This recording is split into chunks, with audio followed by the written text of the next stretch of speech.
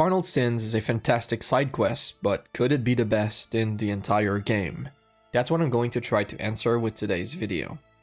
I had very good memories of this quest prior to recording this, so it was something I was really excited to finally make. The whole quest started when Priscilla was late to the opening of the Chameleon. The Chameleon was Dandelion and Priscilla's newly named cabaret, and unfortunately, later we learned that the reason why Priscilla was late was because she had been attacked. Quickly after, we learned more about Priscilla's case, but we also learned about many other similar cases. Unfortunately, those ended with death, so it was clear that it was the doing of a serial killer and actions needed to be taken quickly. Joachim, who was the person taking care of Priscilla, was immediately interesting, at least he was for me. I'm not sure why exactly, maybe it was the intrigue of his past or how different he seemed from most people, but he was definitely smart and kind. He seemed like a reliable person, even though the nature of the situation forced Geralt to be somewhat careful with who he could trust. Joachim and Geralt then headed for the sewers. There was an entrance to the morgue that was connected to the sewers, so they went there to investigate. Joachim was aware of another body that should have been there and supposedly had many similarities with Priscilla's wounds, so by analyzing the body, they could potentially learn more about the killer. When they finally got to the corpse, what they saw revealed many things. Clearly, the killer did not only wish to kill his victims, he also had other motives. For example, the eyes and the heart were missing, and there was also a substance that was used to prevent the natural decay of the body. Right after concluding the autopsy, Geralt was introduced to Hubert. Hubert was the coroner, and he knew Joachim. They obviously had a lot of history together, but not much was revealed in that moment, and it definitely was another interesting thing in this quest. As we progressed, we got to learn more about their past. It just worked. Both characters were extremely intriguing, and every new piece of information not only made me learn more about them, it also served as a potential piece of the puzzle of who might be the killer. Later in the game, Hubert revealed this interesting part of their past. You and von Gratz don't exactly get along. Why is that? I had him sent to prison. You see, Joachim led the student protests in 1242, a senseless and brutal revolt. People were dying, Witcher. Those who rejected liberty, equality, and fraternity would be found in the gutter come morning. Their throats slit from ear to ear with surgical precision. Joachim had been my favorite student, but alas, I had to do something. So I reported him. Also, as a quick side note, Joachim actually knew Shani, and here's what he had to say when Geralt questioned him about her. Know another surgeon from Oxenford Academy. Her name's Shani. Know her? Red hair, cropped short, freckles. And a hopeless idealist. Naturally, I know her. She was my assistant for a year. Any idea where she is now? My gut tells me she's somewhere along the front, patching up pikemen. I told her it would be futile. In the time she saved 100 lives, another 1,000 would be lost. But medics with a mission, you can't argue with them. Alright, back to what was happening in the morgue. After meeting Hubert, moments later Geralt was introduced to yet another character, Nathaniel, who was the supervisor of the morgue. Nathaniel did not benefit from a lot of screen time or development, but all of it was used to make him seem like the bad guy who should probably be the top suspect. Before going any further, just as a quick reminder for those who might not know, the format for these videos is as follows. I play and analyze some of the best side quests in the game, and by the end, I must answer a pretty simple question. Could it be the best side quest in the entire game? If the answer is yes, then the quest is added to a pretty small list of potential winners, and in the end, I'll make one big final video where I decide with your help which side quest is actually the best one. Anyways, back to the quest. After more investigation, be it of locations where people were attacked or of the bodies of other victims, I learned two big things.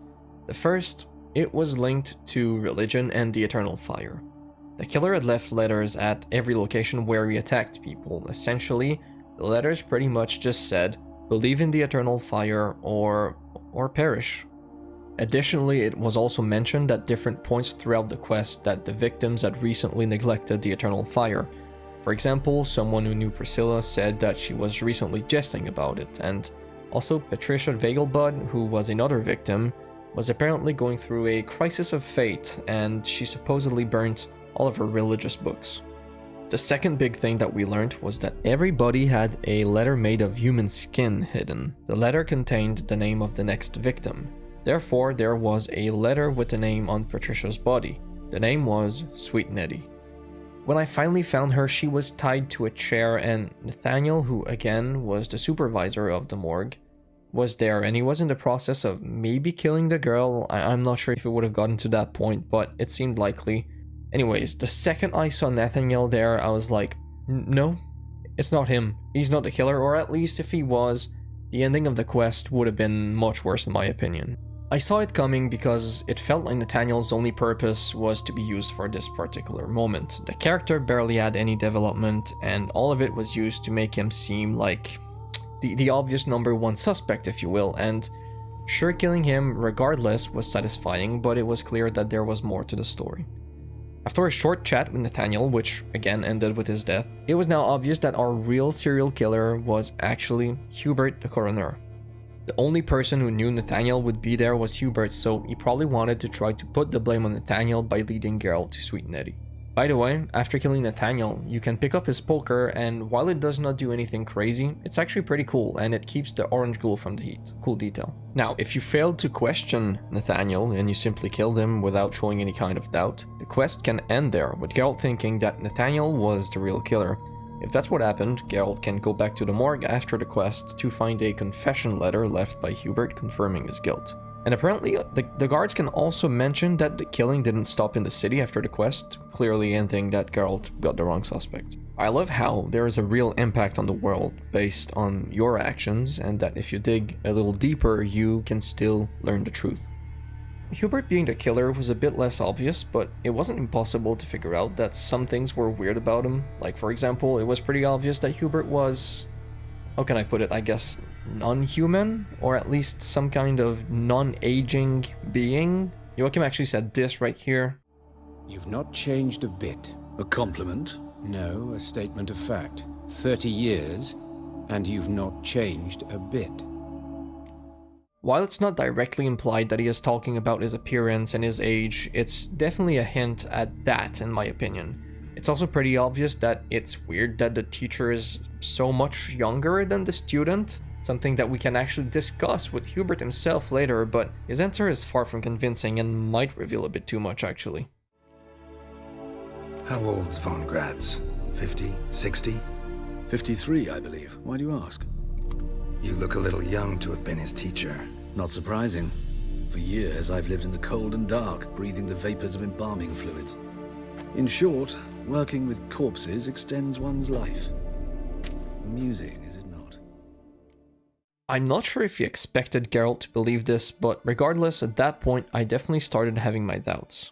Then there is the final meeting between Geralt and Hubert actually did not try to hide his actions at that point. He was pretty much just saying that Geralt surprised him and that he was smarter than he thought it would be, and finally revealed his motives. Basically, after years of trying to get people to take the Eternal Fire more seriously, he realized that nothing was working, so he decided that scaring people and actually killing some people was worth it if it meant that some people would finally join the cause and be on the right path. Essentially, he killed non-religious people to try to scare others into joining the Eternal Fire.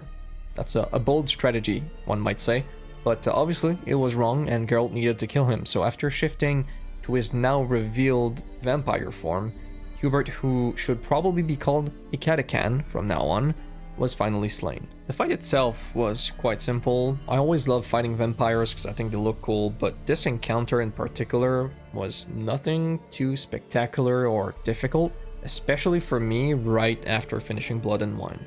Then I reported back to Dandelion, who was thankful Priscilla was doing much better given the circumstances. She could actually talk a little bit now, and yeah, things were pretty good.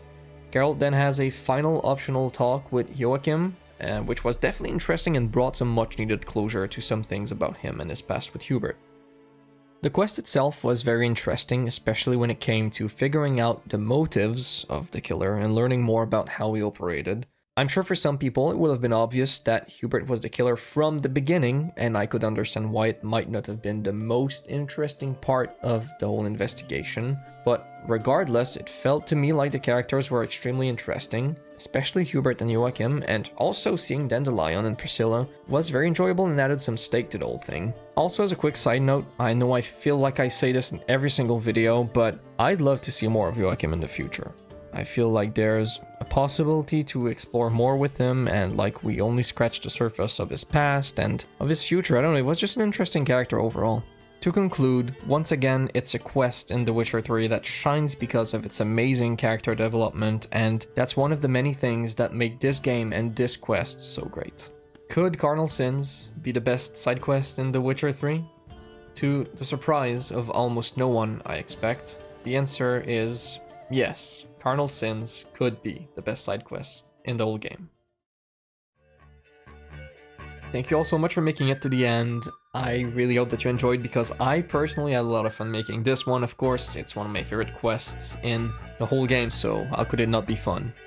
Anyways, if you are interested in more Witcher content, make sure to like and subscribe, and thank you again for watching. I'll see you all soon in the next one. Bye bye.